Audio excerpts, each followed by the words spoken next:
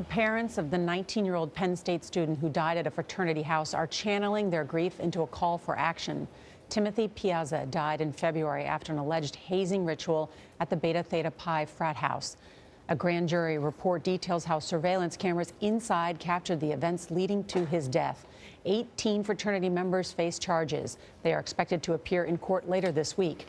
Jericka Duncan spoke with the Piazza family and Timothy's girlfriend. Jericka, good morning. Good morning, Norah. Timothy Piazza's family has not seen the video that, according to the grand jury report, shows fraternity members carrying Piazza's limp body upstairs, smacking him in the face and pouring liquid on him as he goes in and out of consciousness for hours. This wasn't boys being boys. This was murder of our son. They tortured him for 12 hours. They let him suffer for 12 hours. He died a slow and painful death at the hands of these men of principle, as they call it. Jim and Evelyn Piazza, their son Mike, and Timothy Piazza's girlfriend, Caitlin Tempolsky, are struggling to make sense of how Timothy died. To hit him and slap him and brutalize him, they should not have been trying to get a response. They should have been trying to get him help. How do you pour liquid on someone, slap them in the face and hit them after you just watched them fall and they were unconscious? According to this grand jury report, Beta Theta Pi pledges were forced to consume heavy amounts of alcohol in a short amount of time as part of a hazing ritual. Within 3 hours, prosecutors say 19-year-old Piazza fell down a flight of basement stairs. To know that he was laying at the bottom of the basement steps for any length of time, all by himself. It all is terrible. The president of the university said that Beta Theta Pi will never return to Penn State University. Does that give you some solace? No. First of all, we told them that had to happen. That's not enough. What are the top 3 changes you would want to see in the next 6 months to a year? They need to eliminate alcohol provided to minors. They need to come down very hard on any situations where there's hazing. And I think fraternities and sororities maybe need an adult chaperone all the time.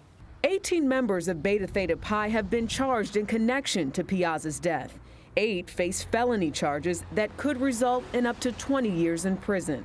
I have a lifetime of absence from my son. I would be good with 20 years.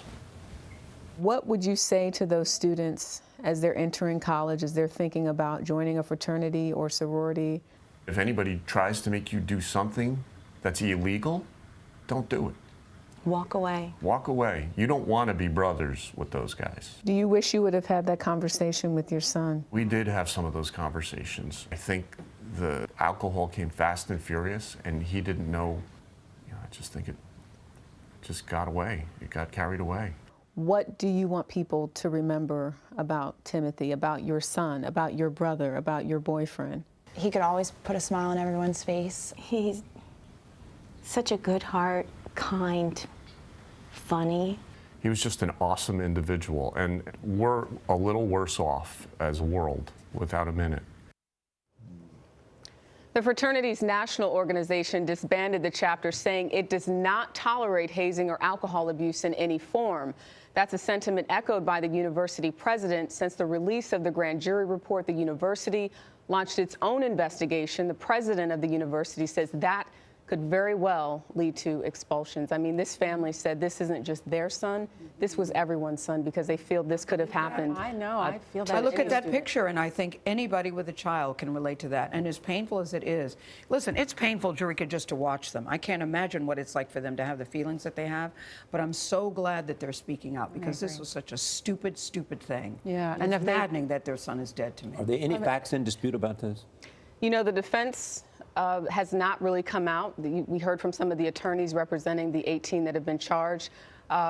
But there's still, you know, a lot to be seen. The preliminary hearing scheduled for this week, we might see some of that surveillance video that was in that house. And if not for that surveillance video, we probably wouldn't even be here talking about it. I know you spoke with them for a long time. What did you find out about the outpouring of support they've received? The mother and father sat down with me and showed me numerous cards, hundreds of cards that they've received from around the world, and really letting them know that they want these parents to be an agent of change. They want to make sure that students recognize the severity involved, because, you know, we've all been there, and like their parents said, this really could have been anyone's child. It didn't have to happen. Nobody called 911. It's so sad, but I'm very glad you did that story.